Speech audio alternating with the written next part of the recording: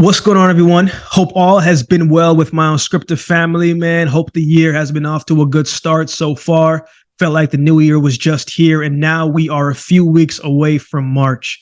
So time is doing what it does best, and that's continue to move. Just want to thank everyone that's been listening to the show since season 1, or if you're a new listener, I appreciate you. Everyone that watches the show on YouTube, everyone that likes the show on social and shares the podcast on social, everyone that has taken the time to leave a rating and review of the show. It truly does mean a lot. If you haven't already and would like to, it would be greatly appreciated if you did do so. It truly does help keep the show going. Just 2 quick announcements before I introduce my guest. Yes, we will be jumping right into it. Moving forward, as of now, Unscripted will move to a bi-weekly show instead of a weekly show.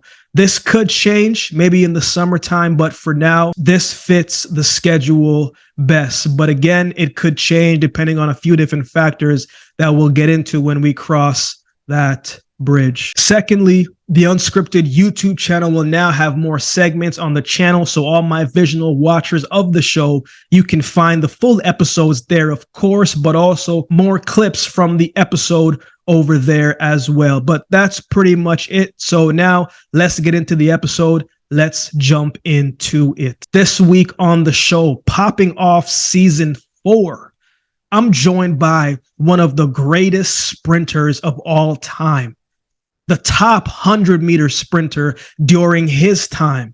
He's got 12 world medals, including 2 gold medals at the Olympic Games and 3 gold medals at the World Championships across his time. In 1996, he went into the Atlanta Olympic Games, maybe not the favorite, but came out and showed why he probably should have been. Now, at those same games, he crossed the line in a world record time. At that time, he ran 9.84 seconds. Then in that same meet, doubled back and helped his team break the Canadian record in the men's 4x100 meters. He is still the current record holder in the 50-meter sprint, as well as the Canadian record holder in the 100 meters. If you haven't guessed by now, I'm talking about the Hall of Famer, Donovan Bailey, joins me on the show. I've known Donovan since I was 15 years old. Just real quickly, how I met Donovan.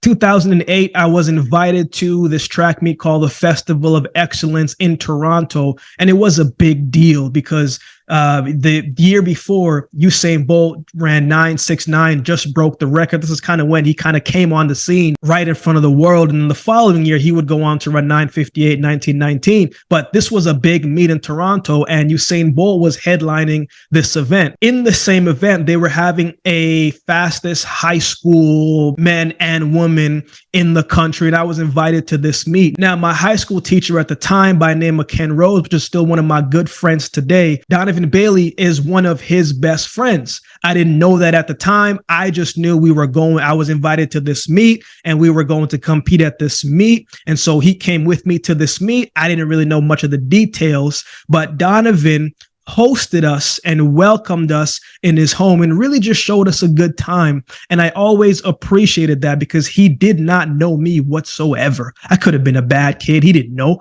right? But he was very welcoming and opened up his home to us. And I really, really appreciated that and kind of always stuck with me. And ever since then, we've always had a good relationship. He's always been kind to me, always gave me his time. And, it also helps that we, both born in Jamaica, both transitioned to Canada. So, we got that in common as well too, and as track athletes. And we did break his Canadian world record in the men's 4x1, but always love from Donovan. But this is a different episode, right? I had a great conversation with Donovan, as you are about to hear, but I wanted to get more than what you can find on other podcasts and shows. I wanted to get a little bit more context behind the backstory of Donovan and not just what we often see in the light of his track and field career. I wanted to go back a little bit more. So in this episode, we talk about his early days in Jamaica,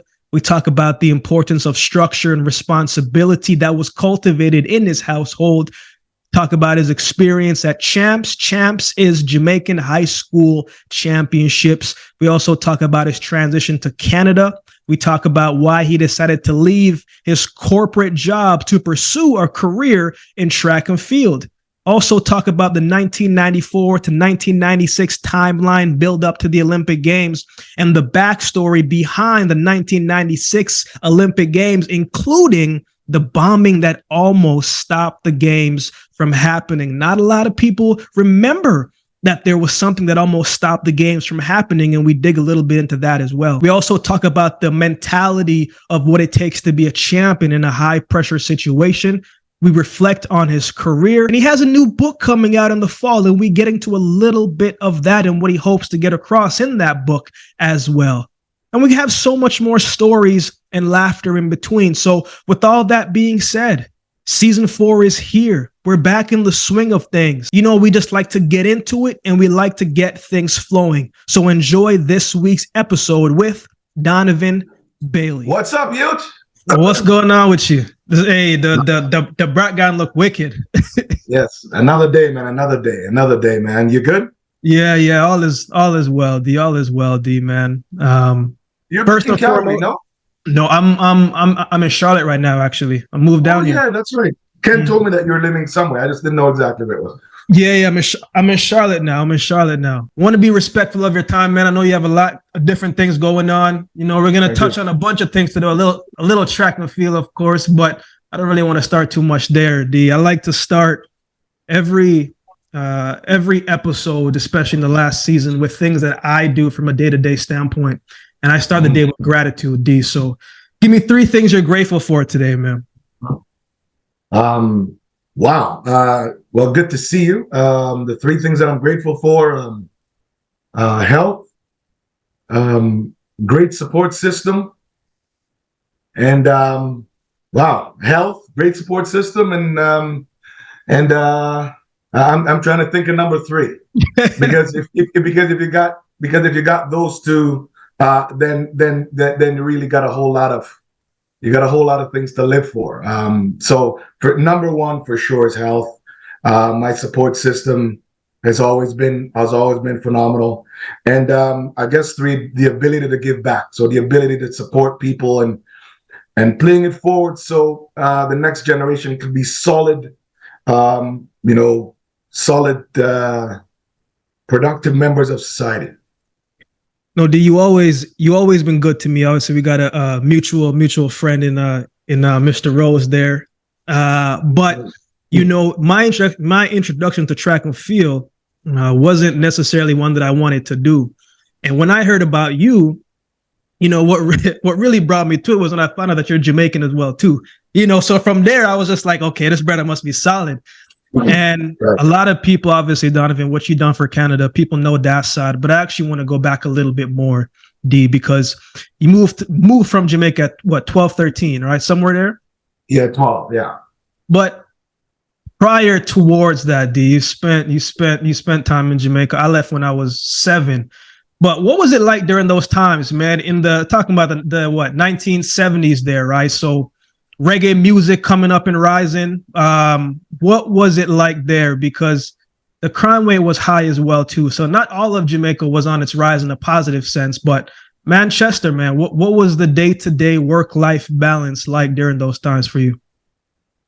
I mean, I talk about my Jamaican life all the time. I mean, because it was really a utopia for me. I lived in the country. You know, I lived on a farm. I grew up on a farm. So you know, sometimes I have to explain what a farm is in Jamaica. A farm encompasses everything. That means we grew everything. We had every kind of animal that's in Jamaica.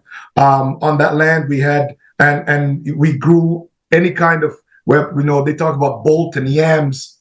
We had you know, every kind of vegetable, you know, every kind of fruit trees and all that. So it was a utopia for me. The only thing that was awesome, the only thing that we did actually in the country, it really was church, school, and sports. Those are the 3 things. I mean, I recognize sometimes that obviously Jamaica has a stigma for crime and crime in places. But the area where I was from, I mean, it's a place you can leave your door open. I mean, there's a place that, you know, we had, you know, doors and windows were open all the time. Great little community, you know, and those are all those are all the things I always talk about, because having, you know, people who grew up with your parents and you get up thinking that they're your uncle and your aunt, then find out that they're just really solid friends, you know, for generations. You know, so growing up in Jamaica was great. I mean, track and field started for me in Jamaica, so I was,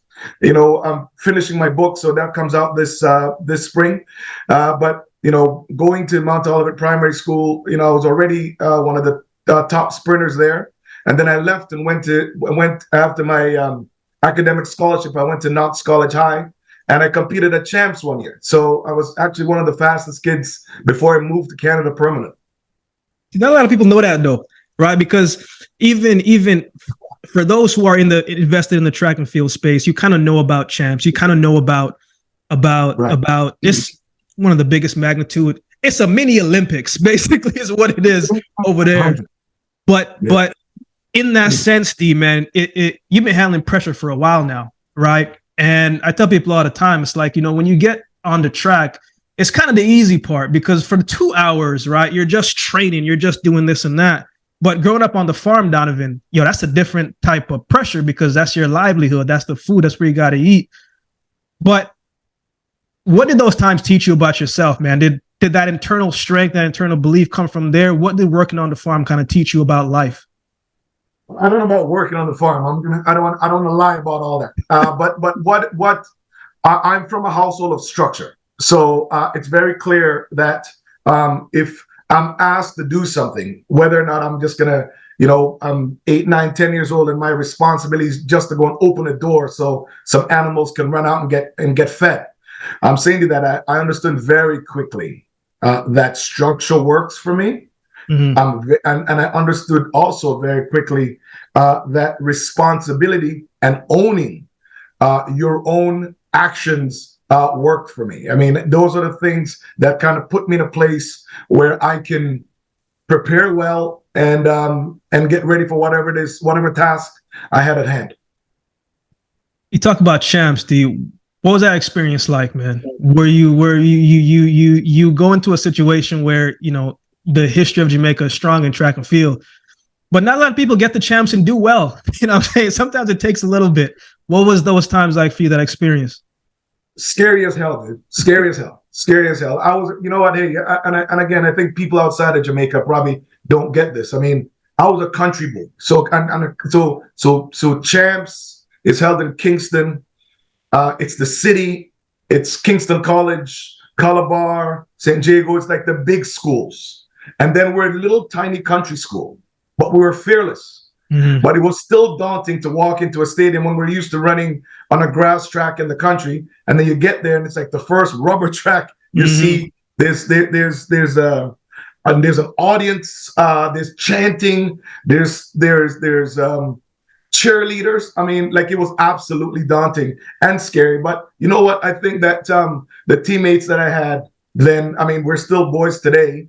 It was just good, man. We kind of, I think that everyone was nervous as hell, but understood that we're also fearless because we were talented enough. I don't think that we did not. We were woefully underprepared, right? but I think that we had balls enough to kind of understood that we should take advantage of the opportunity, because we ended up coming. I was fifth in the 100, and then we were fourth in the relay, the 4x1 relay. So I mean, so that's something that to this day, I mean, like, to me, that's my first real participation ribbon. That's worthy of something, because at least all of us understood, whilst competing against the very best in Jamaica, that we actually belonged, because we were unprepared. Now, there's a big part of your story, right, where it's just like there's a gap, right? And the move to Canada, right? You would have did you continue running track and field? I know you're big into basketball as well too, but one, what made you guys move to Canada, but also what were you doing around that time? Because my first stint in Canada, I thought the snow that was coming down, I thought it was sugar. I thought it was a blessing, but it wasn't a blessing because our blessing's not cold. I thought it was a blessing, but I did not take full part into sports until a little bit later because I was still getting adjusted to the culture and everything. But people always ask me, why do you move to Canada, right? You see Jamaican this and that, but what was the motivation or the inspiration behind you guys moving to Canada? Well, for me, like every immigrant story, I think that you move to Canada for economic reasons. I think it's very important for you there's so much more opportunities here. Jamaica is a small island, 2 million people. Canada is the largest country, well, at least land-wise, currently, with 33 million people. And, opportunities, economic opportunities is far greater here than it is obviously in a small island. So that's the number one reason why it is that my family moved here. And it's just, and I think that my father just wanted to make sure that my brothers and I, one, go to school, post-secondary, and just be real good, productive members of society. I think that also, funny enough that you talk about, looking at snow. I actually thought when I was in Jamaica, I came to Canada when I was 7 years old, but it was the summertime. So again, I thought, oh man, this is sweet, right? So also, like you, I didn't think snow was sugar. I thought it was like cotton. So I'm like, hey man, this is great. This is awesome. Look at it. All the kids playing in this, big balls of cotton on your front yard. Because as you know, in Jamaica, at Christmas time, they paint the bottom of trees white, and then they limestone the driveway. So to get the snow-like ambiance of what it is that greeting cards are at. And so I thought it was, so I damn near died the first year that I came because I ran outside wanting to play, man. And I mean, I damn near froze my butt off, So again, like you, these are all the things, these are the nuances that I had to adjust to when I came here. As far as track and field goes, there was no lag in track and field for me. I got here at 12 and at 13, and that's why my book's probably imperative. Yeah. At 13 years old, I was Halton, Oakville region, and then outer region of the Greater Toronto area. So I was the number one sprinter of my age in the 1 and the 2 and long jump, and a relay team won in Halton, Peel Halton. So 13, 14, 15. So all through high school, I won. I was the top sprinter.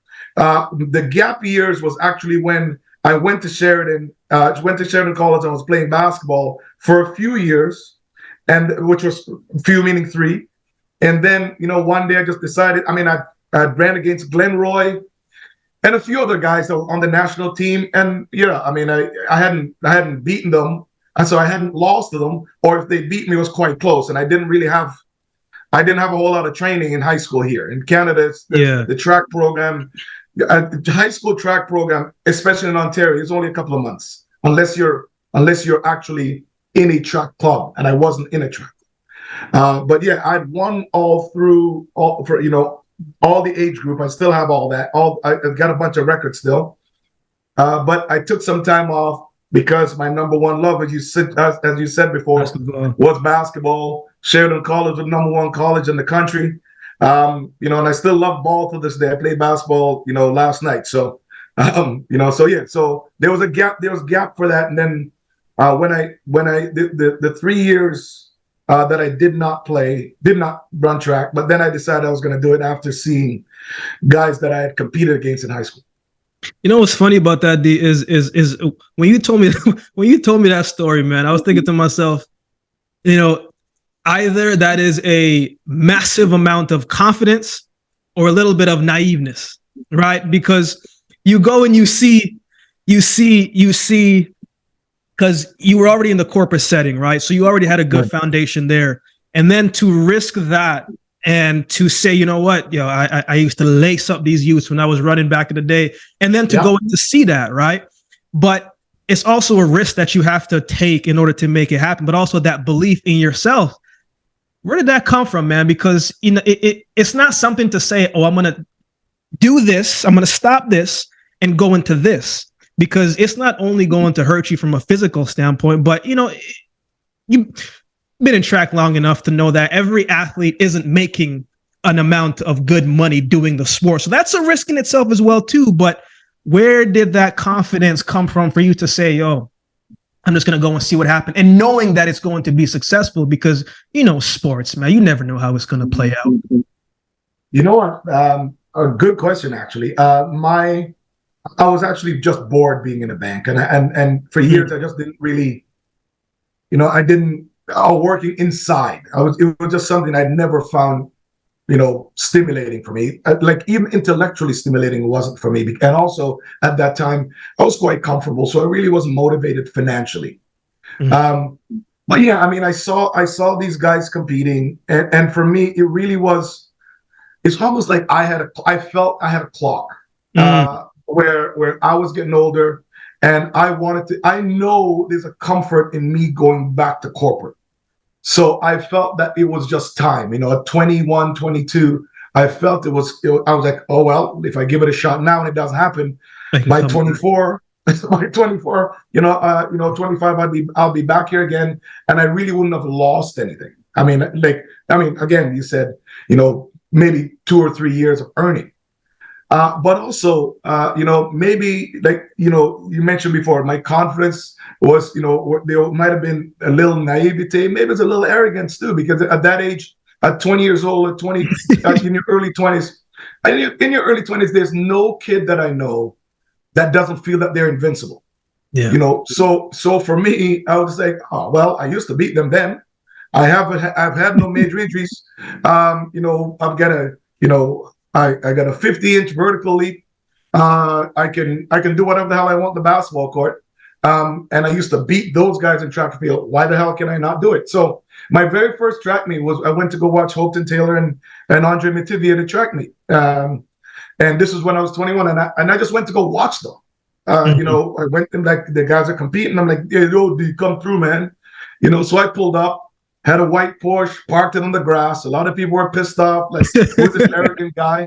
So I showed up, lied about being in a track club, borrowed shorts, borrowed a pair of spikes, a borrowed T-shirt from another track club, and just went and won the 100. So I was just like, oh, this is easy, right? And so I mean, like, again, it's a little bit of arrogance, a little bit of confidence, and probably a whole lot of naivety. I just think that, hey, man, I'm invincible. So what the hell? Why not? What am I gonna lose if I'm not succeeded here? So the ability also at that time, and I tell people this, I encourage people to do this. You can take chances at that time in life. You certainly take some chances. And if it doesn't work out for you, like I said, if it doesn't kill you and it doesn't work out for you, you're gonna be all right. You have a whole lot of life to live ahead of you. Now, D, let's do a little bit of math here, man. So this was what, 1990 you did it part-time, right? So that 91 did it part-time. 91, yeah. So you move into it and essentially kind of hit that stride in 95 when you broke 10, right? So yeah, 94 I broke 10. 90, but yes, spring, right. Yeah. So I think like what you were able to do, yes, it's appreciated, and what the fact is done, but from the other standpoint of what you were able to do and get your time down in let's say 4.5 years after just saying, I can beat these guys, right? But you get to 90, 60. We're not even going to talk about the Olympics just yet, right? Every athlete, right, knows when this is going to be a good season, right? Maybe the air is a little bit different. Maybe you're training and you just feel certain things, or it could just be you staying healthier for a longer period of time. But what did that year feel like, D? Just from just from the training basis to maybe communication with Dan, balancing with your teammates. Like, what did that year feel differently in any capacity to you? What's really funny? Well, first I'm going to say no. 96 didn't feel different, right? The year that felt different was 94. So because 91, I came on the scene. I was undefeated indoors until the national championships. Outdoor, I got hurt. In 92 was the same thing. I got hurt again, but I wasn't training. I had zero training. Like, I mean, when people talk about, oh, so what was your base training like? I'm like, what are you talking about? I showed up, I got some shoes, and I ran. So it wasn't even like I didn't, and there was also no way. I'd never touched weights. I knew nothing about nutrition. I mean, thank God I really didn't have terrible eating habits. But circle back to your question. 1994 felt different because I actually left Canada and moved to Baton Rouge. I moved and started at LSU training with Dan. Yeah. And so then I knew I belonged. And again, it's a whole invincibility or arrogance thing or confidence. I knew I belonged, and I knew I was one of the best guys in Canada because I was top 3 in everything that I did. But 94, when I got into a structure, when I understood, when I understood nutrition, when I understood what sleep was, dude, when I understand what hydration was, so and again, I'll cover all this in the book later, in later this summer. But I felt that my coming out party was going to be in Victoria at the Commonwealth Games. Obviously, unfortunately, through politics and sport, that didn't happen. So, like, coming off of the year in 1994, I'm like, I'm gonna crush everybody next year, right? So 95, I didn't care if I lost every race, but I was not gonna win, was not gonna lose worlds. So I sent a message at our national championships here when I ran 91, and then then I got to worlds. I'm like, there's no chance. So for me, 1996 was okay. This is all mine. I mean, like, for me, it was like I think there are times, I mean, you have been an athlete at the highest level before, so you really understand this. I was in my zone, and there's nothing or no one that could get me out of it. Especially 96, because for me, just going through a lot of the stuff that I went through in 96, there was absolutely nothing that was going to distract me from the goal. And the goal really was just to get to the finals and light it up. Because, Dan and I were having conversations. Now, up to recently, we had a conversation.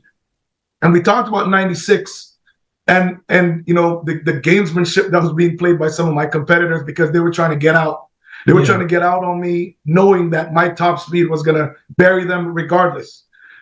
And we actually utilized exactly what a race formula would look like in Lausanne, Switzerland.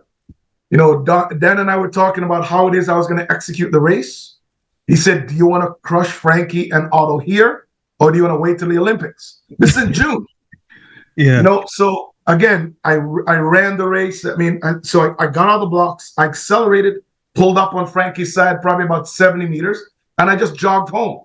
I came off the track, and Dan looked at me and goes, Dan smiling with, all this, the tobacco in his teeth. He goes, do you know that you just broke the world record? I'm like, yeah, man. I'm like, yeah, I think I just broke the world. But I didn't win the race. I was second.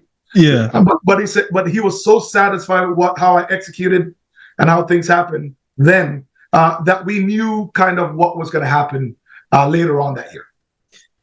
I've obviously training in Phoenix and having accessible to talk to Dan. I asked him one time, and Dan came on the podcast in the second season, and I said, I asked him, I said, Dan, obviously we know the physical gifts and strength that Donovan has, right? People see all that. But I said, man, but from your perspective, what makes him different? Like, why do you think he was so successful?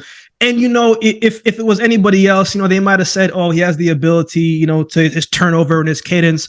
But he said, Donovan has this uncanny ability to compartmentalize. Right, where he was just like, it didn't matter what it was or who may not have been clean or whatever the case may be. He just didn't care. And I asked Mr. Rose, and he says the same thing. He says, I don't understand it. The man he is just so locked in and so focused, Donovan. So speak about the mentality of what it takes to be a champion, right? Because not everybody can block out the world, but how were you able to do that in the toughest of moments? Because I'm sure you have to do that in life as well too, and not let that carry over. Well, it's funny. I mean, I read a lot and I see a lot of when people talk about like Kobe with that Kobe Bryant with that Mamba mentality. For me, that's also the Donovan Bailey mentality, or Yeah. whatever my nickname might possibly be. But I was one of those people that I was all in. So like I put my eggs in one basket. That's just because like Kobe, I believe I can always build another basket. Again, it could be arrogance, or Yeah. it could be confidence, or it could be a little naive. It could be a naivety. For me, it's just 100% confidence because I believe in myself. But when I put myself in a position to want a goal, then nothing else matters to me. Mhm. And so that's why again, when people talk about never put your eggs in one basket, I'm like, oh, hell no, I'm going to do that. Right. And also, I mean, I'm very happy. Again, Mr. Rose, Ken, one of my best friends in the world. And also Dan, probably, Dan is permanently my coach for life. Yeah. What in Dan, for instance, our level of communication and my belief in what he was writing uh, in my programs and what he believed in, like the things that he believed in me, the things that he saw was also impeccable. And Dan himself, I mean, he can talk about how it is I have the ability to compartmentalize. Dan is coaching, sometimes it's coaching 3 people, 10 people, 30 people. Now imagine that you have a man on the track and his ability to compartmentalize and be very specific and customize his teaching to every single individual athlete, by themselves. So essentially, I got along with Dan incredibly because I had that too. I mean, like when I'm locked in, and I will ignore. And I have the ability. I still have the ability to ignore everything, especially negative things that's going to bother you. I don't think people realize, or probably not realize, but probably don't remember, D, because during that 96 games, man, you had to, the whole world had to compartmentalize because there was a bombing, right? And I think that gets a little bit pushed over, D. You're at 96 now, and now you hear this news. You're not sure, probably not sure if it's going to even happen at this point, right? But what was that experience like, D? Because now you get there, you see what you did the year before. Now you have this race with Frankie Fredericks, and you said, yo, you just break the record. The record's gone. But it's another thing to do it in one race, but now to do it at the big games, right? Where, not a lot of people are really looking at Canada like that all the time, right? But now you have this bombing. Now you have the other things that come with it. People saying, yo, you probably shouldn't go. Who knows what could happen? And now you have to encompass that, hold that, and still lock in. What do you remember about that time, D? Was there any part of you that said, man, these games might not happen? Let me tell you something. I'll give you the full scope. Again, I'll cover it later this summer. So, one thing, I tore my left adductor in Nice. So that was 3 weeks before the 100-meter final. So I was injured coming into the games. Right. Wow. That's number one.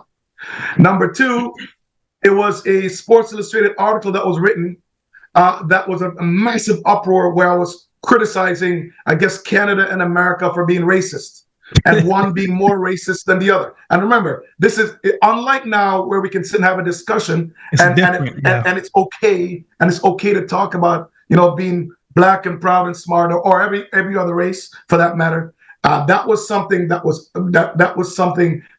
very in your face, and tons of media around it. Now, so again, I ignored both of those things, Akeem, and then come to the games. I get to the, I go through first heats, doing okay. Quarterfinals, doing fine. Go to bed that night. The bombing happens the night between the rounds and the finals. Wow. Right? So I'm just like, so I woke up in the morning, the bombing happened. I woke up in the morning, and sometimes Dan messes with you. And Dan has this crazy, he's got this like dry sense of humor, a dry, sarcastic sense of humor, which I like because I'm that way too. And man, I got up in the morning, so I'm just moseying my way to breakfast, and he goes, "Yeah, there's a bombing." And I looked at him like, so I looked at him like, "Yeah, good one, like good one, dude." Yeah, I'm like, you don't even understand. I'm locked into the zone. So this is the conversation I'm having with him, and he goes, "No, there's a bombing." So I looked at him, but I obviously did not want to believe him. Yeah. And what he did was he just turned the TV on and he walked out to the back of the house. And I'm like, oh no. Right? So the first thought is, again, has there been anyone hurt? Right? I mean, you got to think, when you're looking at all the layers, has anyone been killed? Right? Where did this happen? Did it happen at the stadium? Can we, if we're going to compete, is the track in rubbles? Right? Number 3, and this is probably the most important thing at the time, was, are they going to cancel the game? Mm-hmm. You know what I mean? Because this was, again, I went first. I mean, this back then, there was 4 rounds for the 100 meters. First, there's heats, quarters, semi, and finals. So this happened right smack in the middle. So I thought that Dan was messing with me. But yes, I was like, I can't even understand like how stressful that was. I mean, I guess in reflecting and talking to some of the guys, they go, "Yeah, man, it was nervous. You were quite nervous." But Dan had expected me to run. I think he said something between 961 and 974, something like that in the finals. But in all of those things, a big part of the bombing, took a lot of sail. Just because I had no clue. I had no clue whether this was going to happen or not. No clue. Crazy. Yeah, I mean that's a lot to unpack and even go into. Obviously, it makes everything a lot more sweeter because you weren't even 100% when you won. You know what I'm saying? That's right. And for you talk about that all the time. And the thing for me though, D, is when you look back, man, and you have a point where, in Jamaica, we call it whole of meds, right? Which means you can just relax and think about it. When you look back at your career, D, and you've spoken about this many times before, the 96 Olympics on that moment, and people can definitely go and check that out from other interviews, but I didn't want to go there because it's a moment in time, right? And it's a part of the big scheme. And when you think back, D, at your athletic career, that's 12 world medals in total, 7 of those are golds, right? When you look back, man, what comes to mind, right? Now, Hall of Fame, Walk of Fame, all of the stuff that started out as a 22-year-old young man who says, yeah, I used to lace up these youths and I'm going to go back and do it. But sometimes what is naive and then it becomes reality, it actually becomes this feat that comes and you're thinking to yourself, holy crap, you're like, what did I just do? Do you ever have those moments, D? You know what I'm saying? Like, did you feel like you overachieved? Did you feel like this is what you expected to do? When you sit and you reflect, or what does it make you think of? Because what you've been able to do based off just you saw kids that you used to beat, that's a movie, man. That don't just happen. You know what? Funny enough, I kind of felt I underachieved just because of times that I think that I was capable of running. And it's not just me saying this. A lot of it comes from Dan. A lot of Dan's like I'll talk to Dan and he'll say to me, last year we're having conversations around the Worlds last year or the Olympics last year. And he said, do you know the shoe and the track that they're running on right now? If you're running, you'd be running 9.4. I'm like, Dan, don't say those words. I'm like, come on, what's wrong with you? No, but I'm just saying to that, I am never going to be not satisfied with what it is that I achieved. I did it drug-free. I trained my ass off, and for me, the legacy was to play it forward. So again, people like yourself, which obviously I've spoken to you many, many times over the years about your training and your abilities and all the other teammates that you have and what Andre's taking it forth right now. I capitalized on the opportunity that I had then. I prepared myself for the opportunities that I had. I had a major injury. I mean, my career was not done because I couldn't run fast anymore. Yeah, I mean, I ran Achilles. 998 on one leg. I mean, my Achilles blown and shredded and was surgically repaired, and basically glued to the back of my heel, and I ran 998. So I utilized the time that I have. Absolutely no regrets. I mean, I spent my time, thinking about what is I can do to help and playing it forward, and that's really what I try to do today. That's really like what I've tried to do from I retired. I mean, whether or not it's as an analyst, I do some TV work, a little bit on acting. I speak a lot. I'm on several boards. So I mean, so I try to, as well as obviously talking to a whole lot of sprinters that are in the world right now that are at that crossroads, trying to navigate through things, trying to understand what it's like to have, some people are making millions and millions of dollars, and you're making a couple of $1,000 and you're only one or two lanes over. You know what I mean? So, and that's a disparity also that the entire world doesn't really understand. So what I try to do is kind of fill the gap to some of the kids with information that I can help impart upon them, and hopefully they will become productive in what they're trying to get. I spoke to OJ Duberin last month, and he said, "Man, you've been really helping him in that forefront." And D, we could talk for another 2-3 more hours about a whole bunch of different things. But before we finish up, man, I want to touch base on your new book coming out, man. Why now? Why is this the right time for the book? And what's the message you hope to get across? Well, man, there's lots of books that's been written, lots of articles that's been written that I have never had an authority on or given permission to write. And so there are lots of articles that I've read about me that I'm thinking, who the hell are they talking about?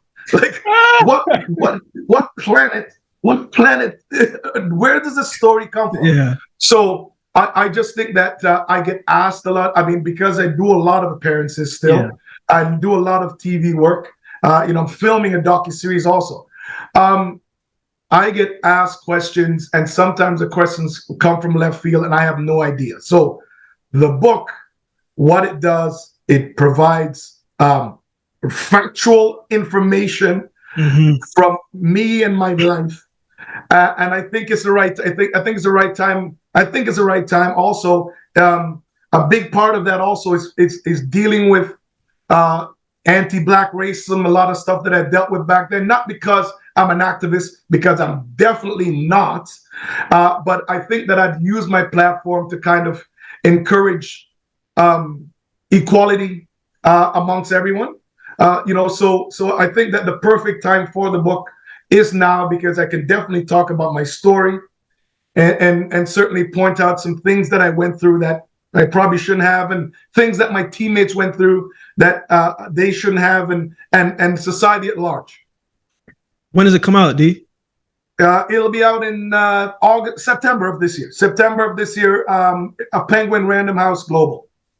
Man, that's going to be a wicked book, because it's a lot of things that you've been through that I've been privy to based on our circle that I know that, we could definitely get into hours on end. But, D, the one thing I always respected about you, man, is the fact that you keep going, you know what I'm saying? And, I've been privy to some of the stories that should have broke you, but here you are still keeping pushing forward, and the light that you shine with it, man. So again, D, I appreciate your time, man. I appreciate all that you do.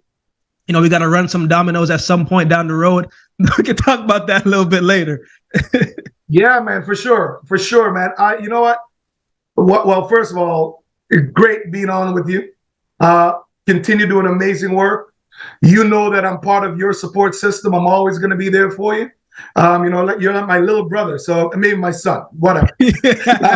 But again, Ken's my brother, Dan's my coach, and that circle is still there. We're always going to be supportive of each other to make sure that we're all, whatever it is that we're put on here to do, you continue to strive for greater things. I'm always going to be a student So I'm certainly going to learn from people who know more than me, or who are older than me, and people who know more than me, who are younger than me. So again, we continue doing great work, and we can get on this at any time. Yes, we certainly can be on this for days, and there's a billion things that we can talk about. But we'll let this one ride today.